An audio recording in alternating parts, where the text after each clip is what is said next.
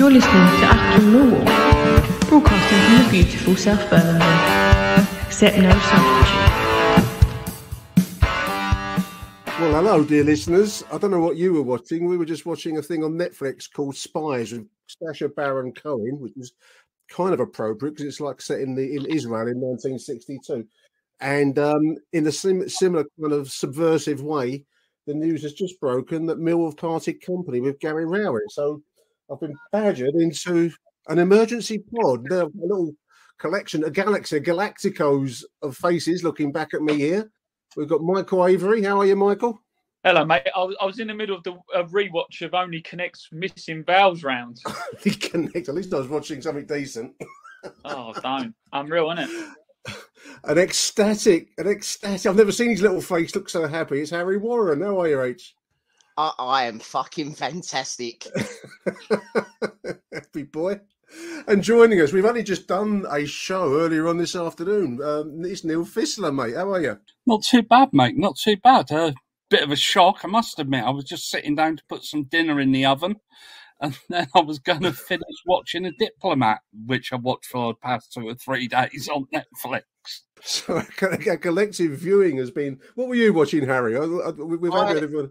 I was getting ready to go for my swim, obviously, as part of my your charity regime thing. Yes, training regime. Yeah. Yes, I was about to go. I was about to leave, and I saw it pop up, and I thought it was like one of them. So you know what you get on Twitter, like slow sports news, and then I realised. Yeah, and then I realised that all of the names and phrases were current, and it was real. And then I dropped to my knees and offered thanks to many different gods of many different faiths and religions.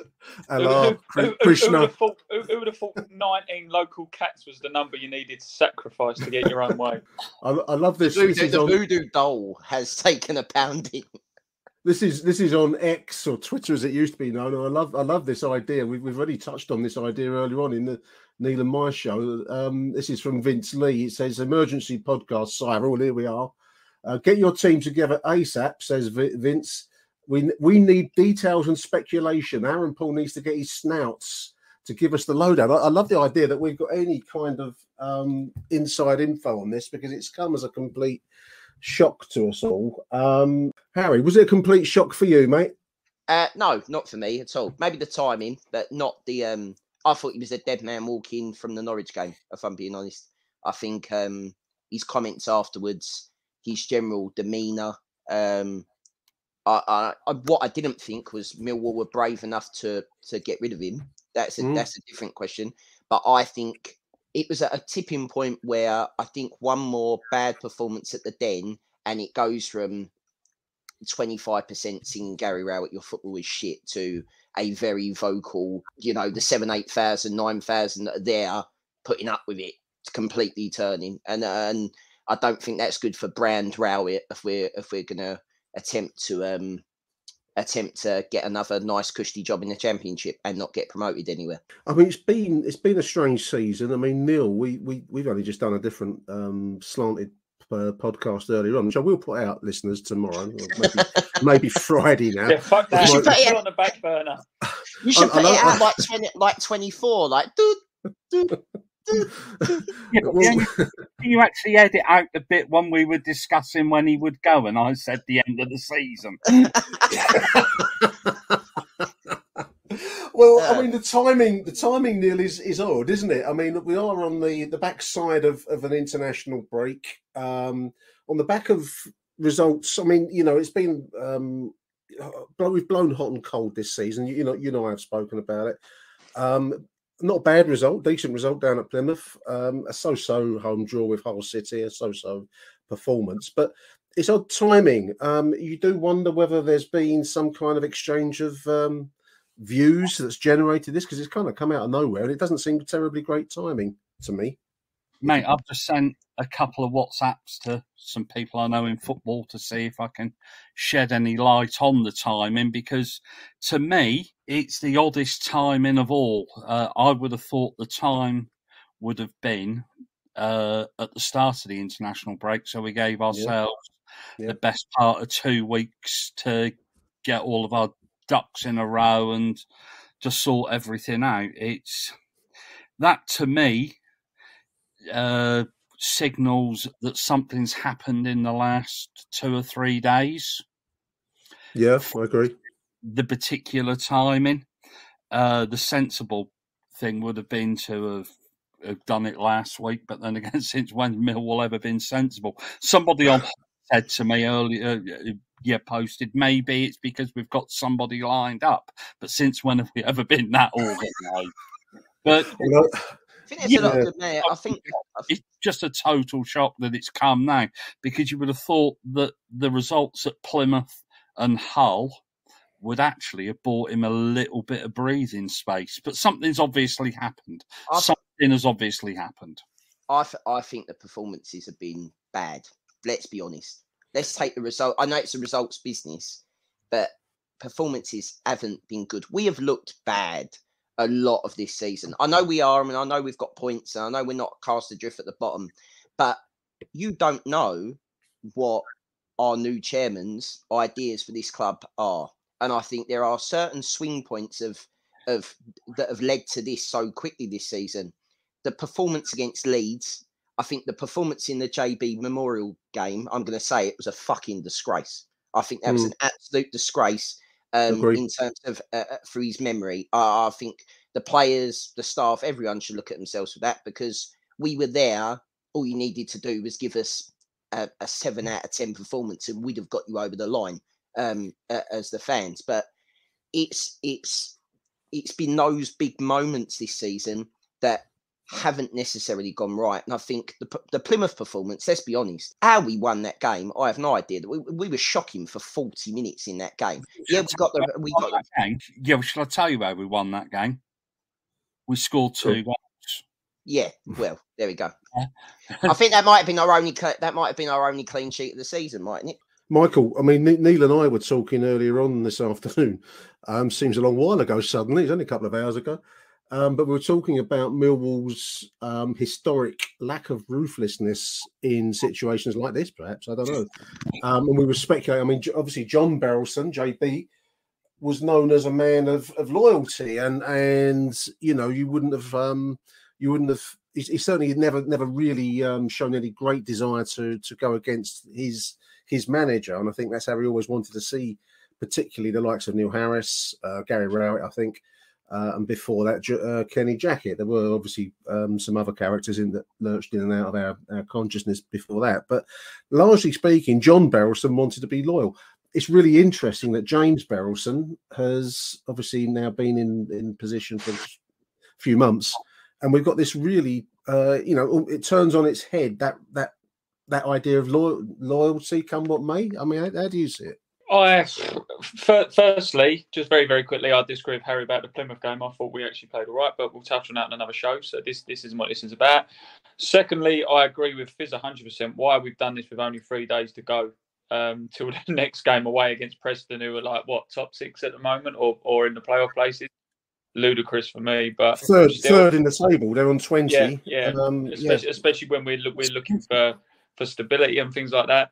But you say that, Nick, about his loyalty and stuff like that. It's not necessarily just John Berylson. I mean, you get managers at Millwall over the years who've been there in recent memory: Kenny Jackett, Neil Harris, and now Gary Rowett.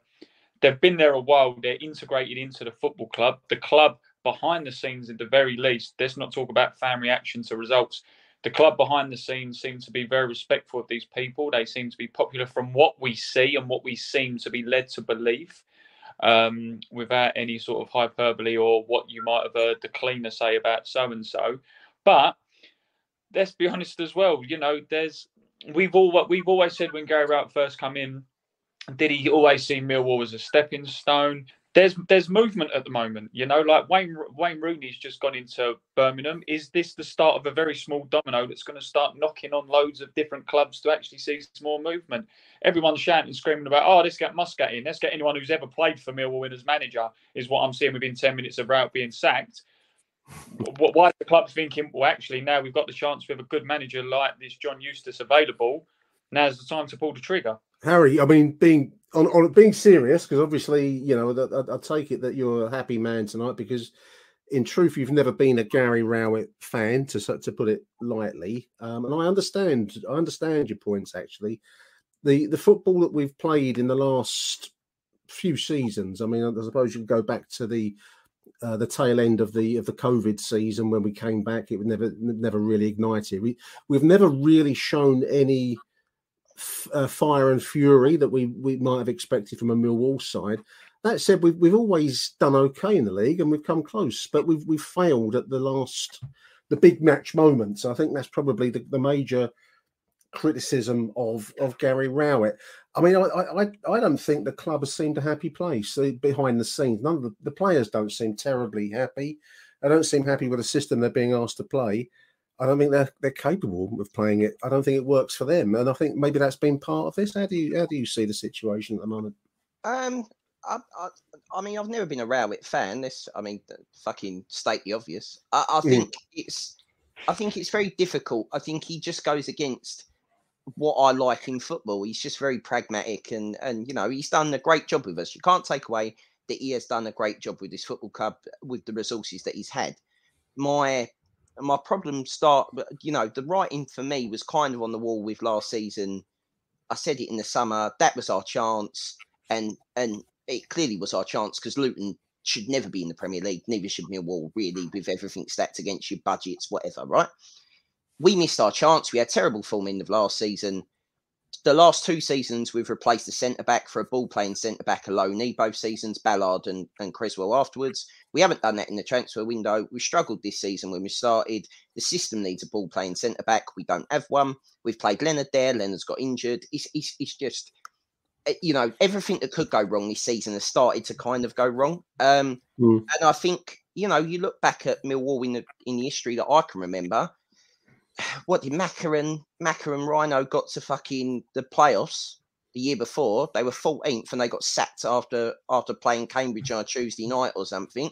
McGee got to the playoffs, then got sacked about this time, mid-table randomly. I know we're going back to a different chairman and a different time.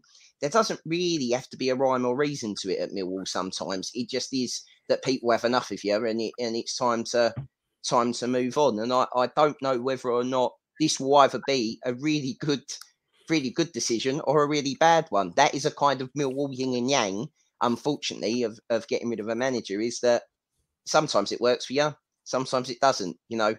Ipswich sacked McCarthy and they got sacked. They got relegated. Didn't they? Famously, the following season. It's the chance you take. I just think that maybe for brand Rowett, and I do say this as a brand of Gary Rowett, does Gary Rowett need to be getting shouted at that your football is shit every time that he has a bad 3 games? And I feel we're at that point. The credit in the bank seems to have been sort of evaporated over the summer. I mean, I'm only going by the vocal minority maybe, but that's all it needs sometimes. Neil and I, we were talking earlier on, we've spoken a couple of times, Neil, about this modern Millwall fan sense. I mean, you've called it entitlement. I don't know if I'd go that far, but the expectation of success, I suppose, might or might not be entitlement. I don't know. But, this is Millwall historically are a middling 2nd division, 3rd division side, and we yo-yo between those 2 levels. Are we entitled to expect to be higher than that? I mean, we have been filling up the stadium, or the club management, I suppose, have done their best to fill it up for some time now. We've been getting consistently high attendances. It's not being reflected on the pitch at the moment in terms of pulsating performances. I think that's where I'd pick up Gary Rowett. I can't pick him up in terms of his overall league performance because they're historically high positions for us, aren't they? Just to pull H up on one thing, Macca and Rhino was actually at Brentford. Oh, sorry. I was 11. That weren't a bad guess from someone who was 11. But the Cambridge game was away right at the end of the season, and we won 4-1, I think, and Paul Ivory scored hat-trick. Brilliant. Or something. Keep pointing out the mistakes, Neil. Go on, keep doing it. He's only annoyed because I'm fucking ecstatic. That's what it is. I've never seen Harry so happy with this. I just thought that would show off my historical knowledge and like that. So, what was the question, Nick? Something about... I was trying to dwell on this sense that we've spoken about, that There are modern Millwall fans that expect us to be competing at the top table when actually our resources have only ever taken us to where we roughly we're higher than where we are now. I think that the pressure of expectation has probably gone up from the fans and probably James Berylson, judging by this decision. We spent £5 million in the summer, which for Millwall is an astronomical sum of money, really, isn't it? Yeah. And I'm just wondering if I hate to use the expression, but I wonder if young James expects a bang for his buck, and that he hasn't seen a return on the pitch. If the senior players have turned on him in the dressing room, and you don't know what goes on in football dressing rooms, they bitch like little girls to each other, don't they? And then they get in their little cliques, and then things here, things there, and things start leaking out. So, entitlement to a certain extent, but the expectation that we should be up there. We should be up there. We should be top 10 and in and around the playoffs at the end of the season, but not to actually make it. Is it a disgrace considering that we're up against teams that spend 20, 30 multiple millions? Yeah. No, I agree. Yeah, well, then on top of that, they think nothing of dropping 30, 35, 40,000 pound a week in wages. So, to a certain extent, we're entitled to have that expectation, but I think we need to tailor that expectation. And I just wonder if the expectation of young JB is that he wasn't getting what he thought he was going to get. But then again, you don't know if Gary Rowett's gone back to whatever place in the industrial wastelands and the Midlands that he actually lives in, and has actually had a conversation with his family. Yeah. And his family have said, well, wasn't it lovely when you managed at Burton, Dad? You're only down the road. Well, that kind of thing. And maybe we used to get free beer off the Burton Brewery, all this kind of thing. I don't want to go to road cut. I want to go for meat and 2 veg. Yeah, but also, we don't know what effect it's had on his family. Poor results. You don't know if his family came down for a game and got abused. Neil Harris's wife and I think kids took some stick, didn't they? And Neil Harris, club legend, but Rhino was a club legend and was gobbed upon at Brentford. So we have this idea that we're all kind of loyal through thick and thin. It don't work that way, listeners, and anyone that thinks it does is being naive. Michael, some wayward squad choices. I'm just trying to think, with the squad as it is, I think we've probably all touched on this sense that the squad is a lot better than it's being allowed to perform tactically. Can another manager walk in? We've got Adam Barrett, good old Adam Barrett's back for Saturday's trip. 100% record. No, he ain't. No, he's 1-1, isn't he? He's lost 1-1, lost one. He beat Leeds, and then we lost. Yeah, well, I'll tell you, if H was against Gary Rowett, I am definitely against having Adam Barrett anywhere near our first team. I'd imagine he must be also he'll be getting itchy over his job, though, boys, won't he? Adam will be thinking. A very, very, very good football coach from all of what I've heard. Supposed to be we haven't seen it, though, have we? You don't know. Hang on, how can the number 2 be expected to go against the manager? Let's be honest. Yeah, he hasn't many players, has he? Yeah, with his coaching. Let's be honest. Let's give Michael a go. Could another manager, the squad as it is, because we're not going to make any dramatic changes to the existing squad at least until January. Could somebody else come in and rearrange things, play a different style, get this team pumped up to start getting a few wins in? Michael, what do you think? Well, the first thing I would do if I was manager, and we was talking about a moment ago about players being happy behind the scenes and all that. I might be wrong. Neil, you're the historian out of the 4 of us at the moment and the one who knows more about the history of the club than anyone else. I've never known injury lists through just normal everyday training than we've had over the last 3-4 years. So that must play on their mind. a little bit. It's a formation that just invites pressure continuously. You have five. I mean, the other week, what was it? I can't remember who it was. We was playing at home. It's skipped my mind. But, five at the back with two holding midfielders. So you've essentially got 7 players sort of just sitting there doing nothing, essentially, but they still get beat. The Swansea game where they were just cutting us open all over the place.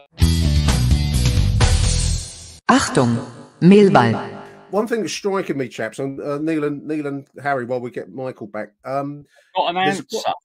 I've got an answer from one of my secret spies in football. Go on in, Neil. Go on. It's not anyone from the other place, is it? I'm not going to tell you. And it's not. There've been a lot of behind-the-scenes issues, apparently. That's what I've just been told. Right. Well, that comes as no surprise, Neil, does it? That would go back to my summation that there has been something said in the dressing room. Maybe there's some friction between, I don't know, Rowett and Steve Kavanagh, Rowett and Jimmy. Yeah. You just don't know. It's just a very odd timing. I don't know if young Jimmy was planning to come over this week and has decided he wanted to pull the trigger in person. It's just odd, really odd. What strikes me, chaps, just reading I've just looked on Twitter, so I'm reading the club statement, which is quite extensive, and it's got quite long quotes from James Berylson, from Gary Rowett himself. And it's I don't know how many hundreds of words, about 200 words or 300 words. So it's not just, oh my God, Gary Rowett's gone out of the blue like it's been for all of us tonight in the middle of Netflix and chilling or whatever we're all doing. So it looks like there is some kind of it's been planned for. Now, why the strange timing, I don't know. But when you read the statement, it looks like it doesn't come as it's come as something that everyone's agreed to. So that's there's been some lead into this moment, which is odd. Michael, we lost you there earlier on. Do you want to? I can't remember what we were talking about now. What were we? It's about positions and formations and all that kind of thing, and how we're playing. Basically, I was saying at the Swansea game, we had 4 or 5 at the back and 2 holding midfielders. There's question marks on people who got dropped randomly, like Denor. There was McNamara. Saville being out for large chunks of the season. Saville as well. You had the question marks. I mean, I'm saying that bashing over individual players. That's not what this is meant to be. But there was the question marks over Danny McNamara. Should he have been dropped earlier than he was last year? You've had the 2 young fellas who, Nick and Neil, I hear your shows quite a lot. You're obviously big fans of the young fellas. Can't get a game, can they? Yeah. Can't get him for love nor money. There's so many tactics and ways to at least make the Den more exciting and bring a bit more engagement, and it's not working. I mean, I said the other week, and sort of it was half chuckled at how Nesbitt reminded me of Scott McDonald when he was under Steve Lomas, but he just seems to be throwing a wobbly every other week now because he ain't getting the service to him. Bradshaw, top goal scorer on the bench. We've still got hangover from the Jed Wallace leaving. Was he ever really truly replaced? I know we had Fleming, but he blows hot and cold. Defensively, Harry, you've touched on. We hear about Ballard, who now at Sunderland is worthy of being an international and a Premier League, Champions League player in a couple of years, and Creswell. All these fantastic players who either we have for a little while and for whatever reason don't come back, or when they are here, they don't get a game. And it seems like I think the thing is with me, I said a couple of weeks ago, it reeks of Kenny Jackett's style of football, where it's getting to a point now where it's like, what more can happen? What more can be done, because it's getting to the end. It's getting to the end of a regime kind of thing. And Neil Harris said a few years ago about sort of like blood in talent, that it's very difficult unless you've got an exceptional talent, i.e. like a Mitchell or a McNamara. Or a Ramon Esse, isn't it? But these youngsters ain't going to get in the Championship. This seems like a big amalgamation of Jackett and Harris's last few months at the Den for me. But I think Harry. I mean, it must look strange to James Berylson, who's I don't know his football knowledge is like. I don't think America is totally football illiterate anymore. But it must look strange to him to have an England is he under 20 or under 19 player, clearly of talent, scoring a goal again in an international midweek, and he can't get a start. Maybe he gets 5 or 10 minutes at the end of the game. Things like that must have crossed James Berylson's mind to reach this point. Yeah, I suppose it does. I just think that maybe there was a slight. I just think there's always been a disconnect, and it's easy to paper over that disconnect when we're winning games and when the results are going our way. His football's never really, what do we call it? His football's never been exciting. No. It's a results-driven system, and it stopped getting results, or it's got the results are getting less and less returns. But you say that though. You say but in the nicest way, mate. You're kind of wrong there, because you say it yourself, and I always thought you was right with this a couple of years ago. During the pandemic, we was on that horrendous run. You say it's a results-led business. We've got 4 points in the last 6. So you can't say he's gone on results. Mate, can I make my point? My point is that he should have probably gone then. Any other club would have given him... Yeah. No, I agree with that. So what I'm saying is regardless of his last 6 points, regardless of everything else, the fact is that every time that we go 1-0 down at home, everyone fucking it's instantaneously fucking. It's not like, oh, you think we're going to come back? A bit like what you said about Jackett and Harris and whatever. It comes to a certain point where everyone's just had a fucking enough, and I feel like everyone. You don't listen to Rowett and think, oh fuck, this is a man that is passionate about the club anymore or wants to do anything. The Norwich game was basically it for me. I think he was dead at the Norwich game because I don't think really.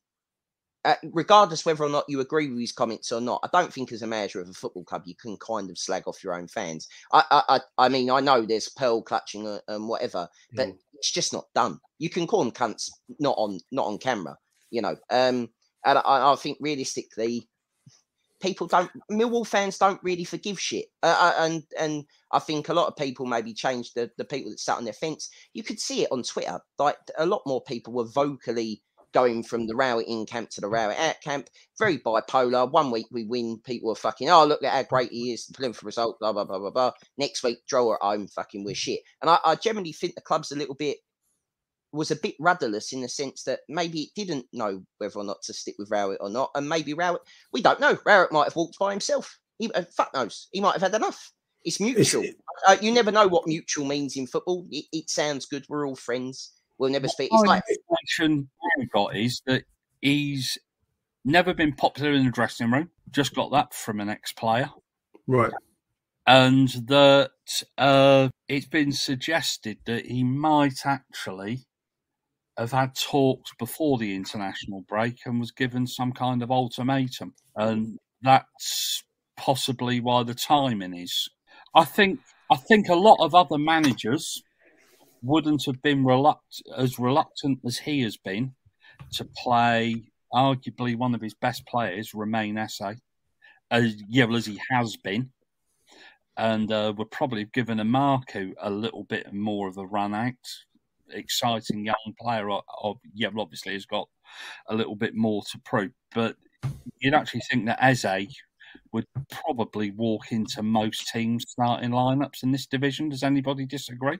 I don't know. We're joined by Aaron Paul. Would you disagree with Romain Esse? Is he a starter for you in any self-respecting championship outfit, Aaron? Do you think? I asked Gary Rowett earlier on the season when he brought Romain Esse and Adomo Amaku onto a pitch. Yeah, don't they deserve a spot in your starting 11? And he turned around and he's like, no, they have to earn it, and they're still bedding in.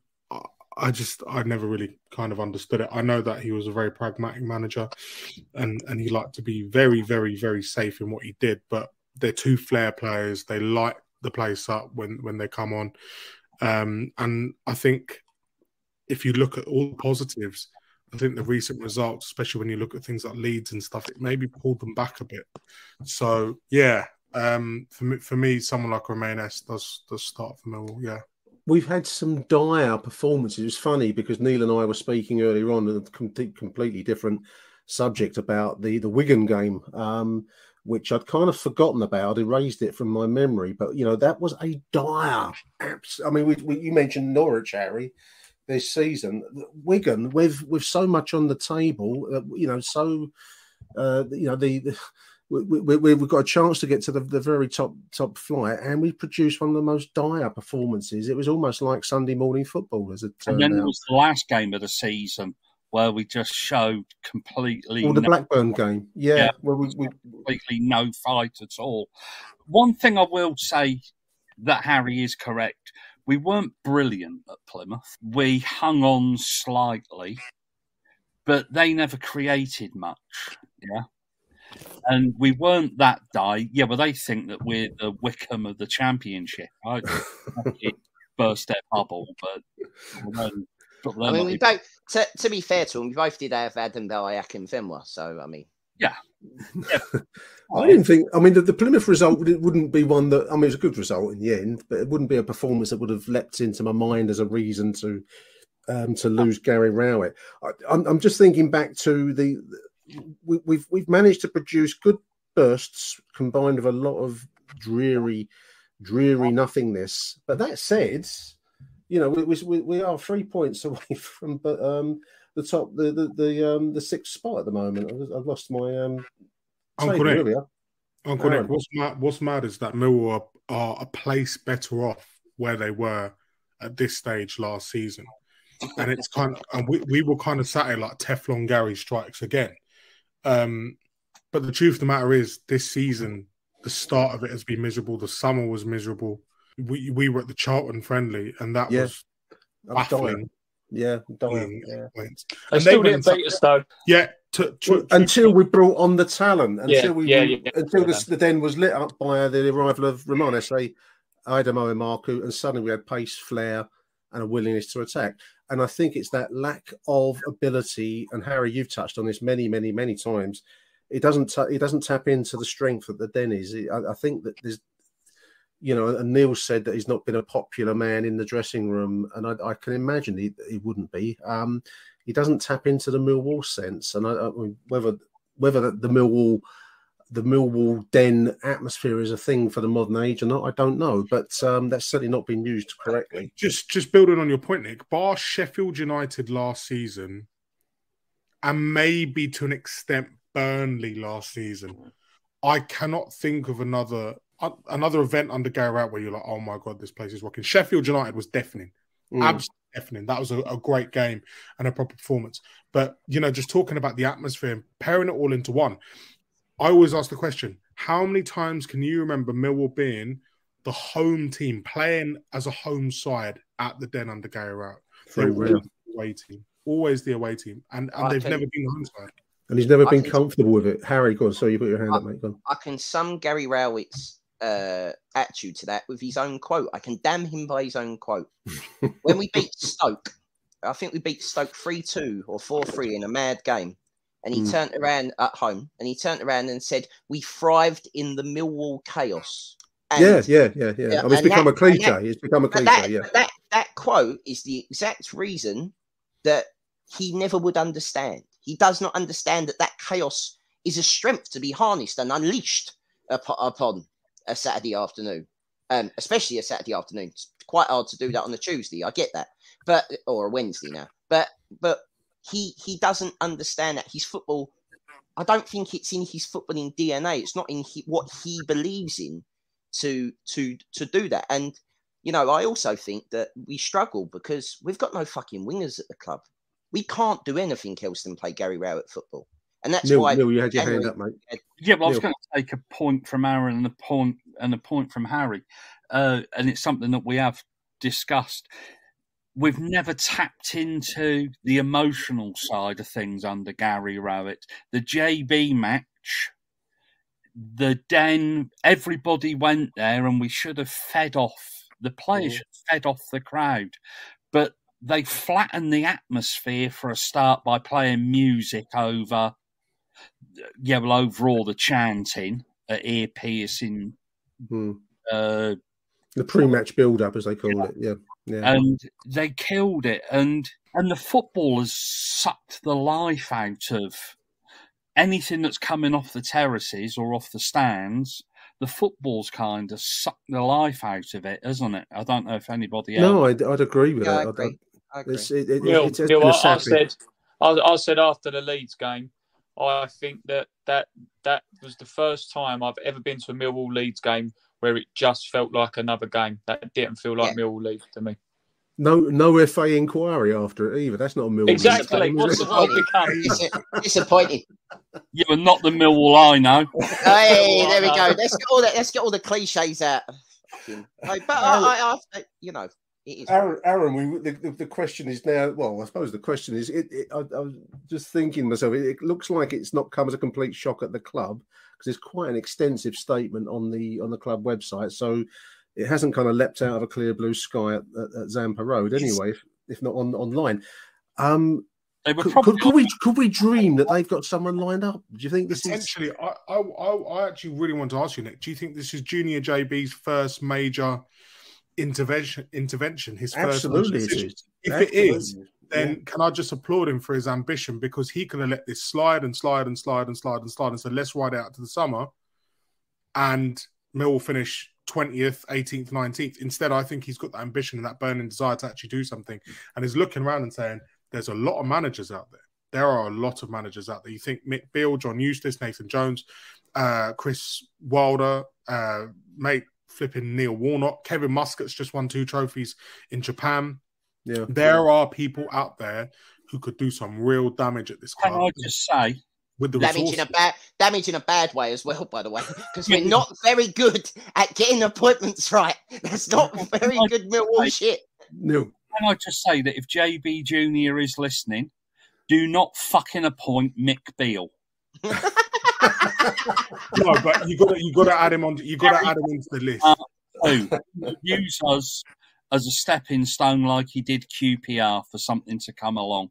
Please do not appoint Mick Beale. It's a huge moment. I do agree with Aaron. Right.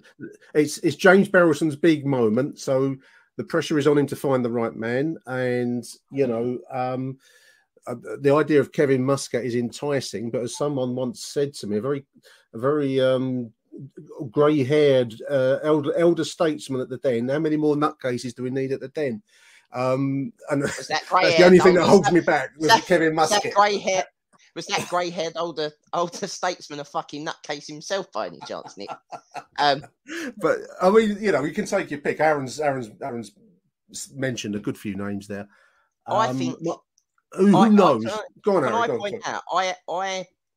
I have no problem if they were to appoint, shall we say, a caretaker for a set till the end of the season with an idea. But right, no. If they hang on, listen to me. If they can't get who they want, right? I know exactly where you're going with this. Hang on. Walnock. We don't want Walnock down. No, he's still married. Hang on. Can I speak? Fuck me. Can I speak before you all jump down my fucking throat? Right. if they have tended in the past, they have tended to panic they panic, right, when they appoint people, Millwall, right, and they get down to the last few people. I'm thinking back about Lomas. They were sold on Lomas. It was Lomas or Ainsworth, which now looks like choosing between fucking the electric chair and the fucking injection. But they decided to. I've got read it all this. Fucking right? hell, Harry. But that's what they chose. That's what they chose to do. Now it's so important because, as Aaron rightly said, they are not a million miles away from making this turn out to be the right appointment. Me personally, I want Nathan Jones. I can't see why we don't go for that. You want Look at what he did at Luke. No, I wanted Wilder, but I've heard a few things by people I know in football, and I don't want Wilder. I think Nathan Jones fits us perfectly. He does not give a fuck about offending people, and I think that's what we've been missing under Gary Rowett. Yeah, but that'll go down quite well, won't it, with the church on the corner? Yeah. Oh, who'd be James Berylson in this situation? I'm hoping that there's a plan. From my point of view, 1 minute, Mrs. Hart and I are watching Sacha Baron Cohen in a great series called Spies. Next thing you know, you've got a 5-way Zoom call and chaos reigns. It's been good to talk to you, boys. Bruno. Bruno. I, it's very good. It's very relevant. It's all about the Israel. Who would you like to see, Michael? Do you know what? A name isn't coming straight to mind, but one thing I wouldn't like is sentiment, because, like I've said before, like I'm as sentimental as any Millwall fan. But you know when like Morrison was at Cardiff, and they're going, "Oh, he's just getting some experience before he comes along." And even Muscat, I get what you mean with winning trophies out. I get what you mean with winning trophies out in Japan and all that kind of thing. But Muscat's not really for me, if you will. Nathan Jones. You said there, Harry, yeah, he'll probably get you out of this division or get you up there, should I say. And, you know, like he was at Southampton, but when the pressure was on him, he just went absolutely doolally, didn't he? He just seemed to lose all sense of control on what was going on. So I think that's the Southampton effect, mate. It probably could be. But, I mean, you were just saying there, the things you don't know about Wilder. Look, what Wilder's proven, you know, like he might not be proven at the upper levels, but he is proven. He does a job, you know. But again, unfortunately, with Wilder, if you was to get someone like him in, would he eventually become that Gary Rowett where you never will go down with Wilder, but you're not going to do much else with him? But Aaron's the guru with managerial appointments, not me. Go on, Aaron. I'm putting feelers out, but all I'm saying is there's a few Mill fans who texted me today going, "You said he was going to get sacked." So I was at England yesterday. I met a couple of the Millwall boys, and they're like, "What do you reckon?" And I was like, "I just think that change is coming." And I thought a change was coming. And I actually mentioned it on BBC London a couple of hours ago. Like, I just feel like something's going to happen. But who comes in? I don't know. I take your point, Harry, about Millwall being bad at making decisions. But you've got to remember, Lomas was a long time ago now. And the club is very different circumstances. Yeah, that's true. And Holloway, I think lessons have been learned, I hope. Yeah, absolutely. And no more snake oil. Who would I have? Yeah. I'd quite like Schumacher from down here. I think he's actually destined to be a decent manager. I don't know. Off the top. Go on. Neil, just on Shuey, he's got a lot of autonomy at Plymouth, and that's what makes the job really good for him. And they love him and they back him. I mean, when Ryan Love's went back up north, they backed him like, whatever you want, just stay. Yeah, but that's why I said I don't think that we'll get him. Because obviously I know people local, and he is highly well thought of, and he was backed by the chairman. I'd like him. We won't get him. Could we actually go down the foreign route? Might we look? I was just going to say that, Neil. It would be abroad, haven't we? With Casper Denari, with Fleming, we're after 2 or 3 others at various times. Might we go down that route? It would be refreshing to play good attacking football in the modern style, which will tap into the den, because you know we're not totally lump and proletariats there, listeners. We do know good football when it's being played, but we do want to see that football played mostly in the opposition's half or final third, preferably. So I would love to see. Don't ask me names. I'm not going to know any, but I would love to see somebody young, somebody happening and wants to prove themselves that will play good quality attacking football. We've actually got the ingredients for that. That's a good point. Recipe what I don't want to see us do is I don't want us to go on to the managerial merry-go-round and pluck off a Warnock. Yeah, well, Warnock would be okay if we wanted somebody till Christmas, as Harry said. Or if we were near the bottom of the table and someone to keep us up. We need to get out of trouble. I'll be surprised if this has been done by James Berylson to finish up with Neil Warnock or some old sweat like that. A Nick McCarthy type, as somebody who's been around. I think Nick's right. I think you want a more dynamic version of Gary Rowett, really, don't you? A younger manager. You want the attacking Gary Rowett. Yeah, you know basically. But Gary Rowett came here with a point to prove, because it obviously left so many clubs. And to a certain extent, he's rebuilt his reputation in terms of loyalty, maybe not football-wise. He's done all right football-wise. I mean, his reputation was... He was never a winning manager in the sense of getting anyone promoted, but he certainly took Burton to a level they weren't historically at.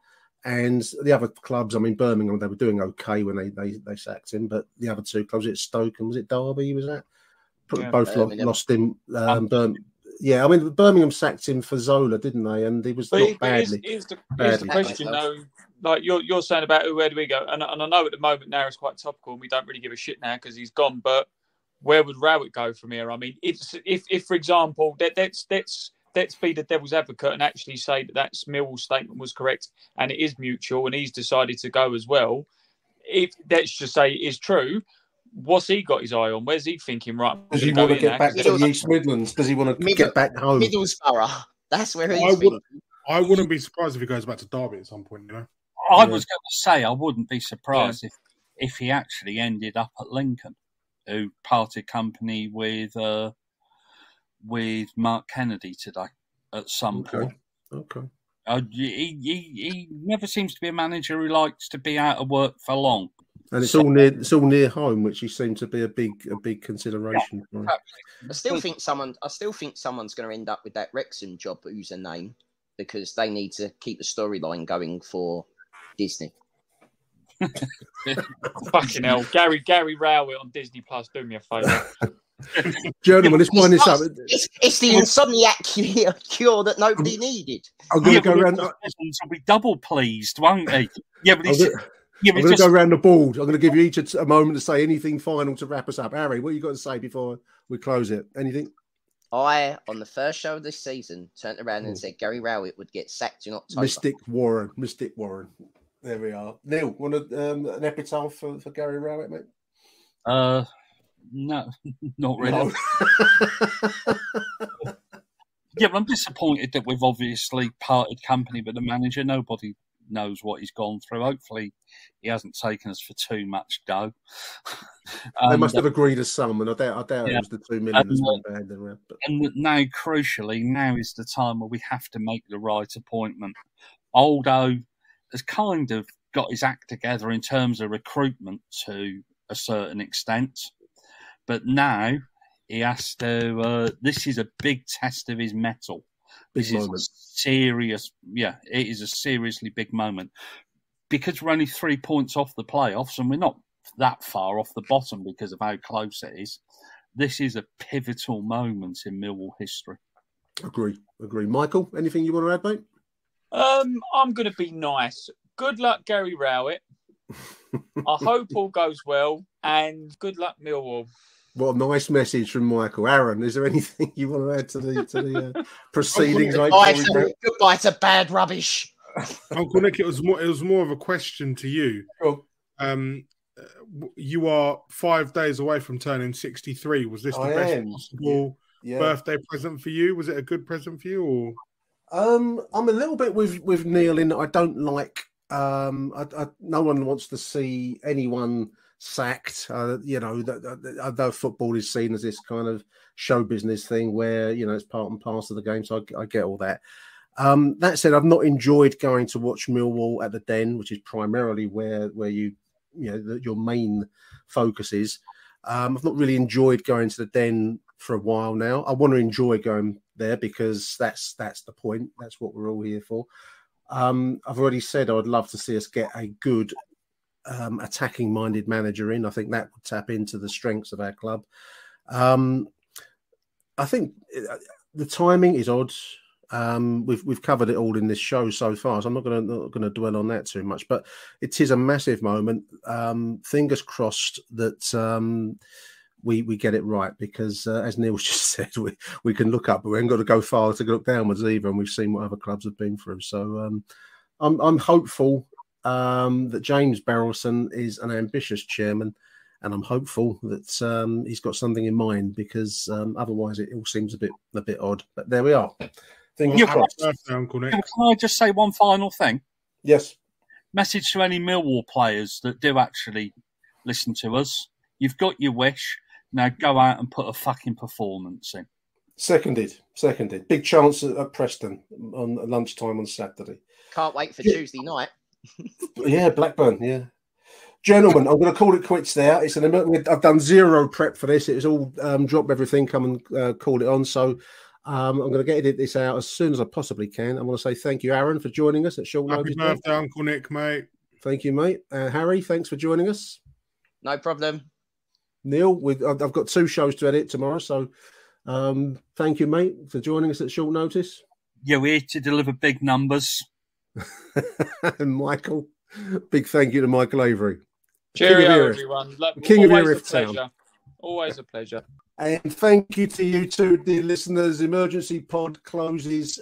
Do send me your thoughts. You can send me your voicemails. You can DM me on X. You can send me voicemails. You got my mobile number. Neil, we got. I want to hear from you. Merch. You want a different show, mate.